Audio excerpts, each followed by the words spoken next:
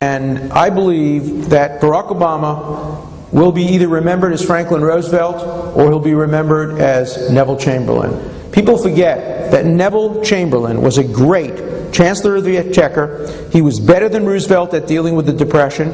He, in fact, got health care passed in England, something that Obama hopes he can get passed, and I hope he can get passed.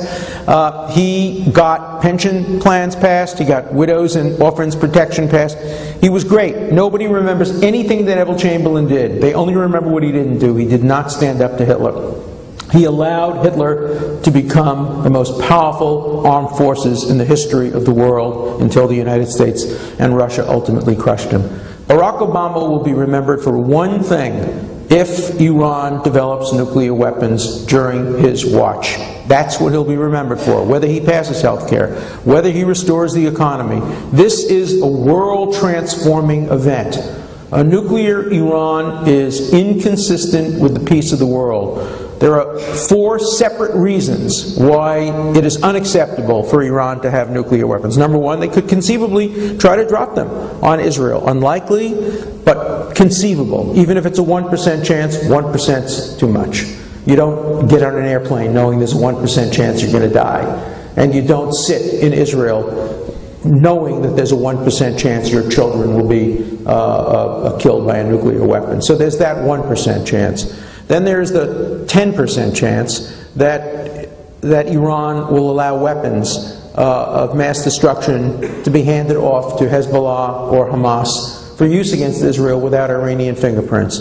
Then there's another 10% chance that Hamas or Hezbollah or Al-Qaeda could get their hands on nuclear material from a porous Iran, which wouldn't have the kind of controls that other countries have. And then finally, there is the 100% chance, 100% chance, that if Iran develops nuclear weapons, they will every day threaten to destroy Israel. It will drive many Israelis out of Israel. Many Israelis who have dual citizenship will leave the country.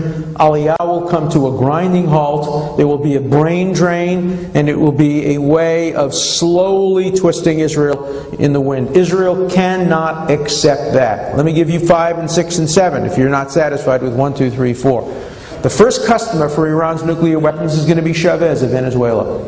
He's going to demand getting nuclear weapons, and we're going to see nuclear weapons on our shores of the Western Hemisphere for the first time since the Cuban Missile Crisis. And some of you are old enough, as I am, to remember how close we came to disaster during the Cuban Missile Crisis. Next, it will be a game changer in terms of Kuwait and the Emirates. Imagine what if Iraq had had nuclear weapons, if Israel hadn't destroyed the Iraqi nuclear reactor at Osirak in 1981. Saddam Hussein would still be in Kuwait today. He would be in charge of Iraq. You can't defeat a nuclear power by conventional weapons because they always have the threat of using nuclear weapons.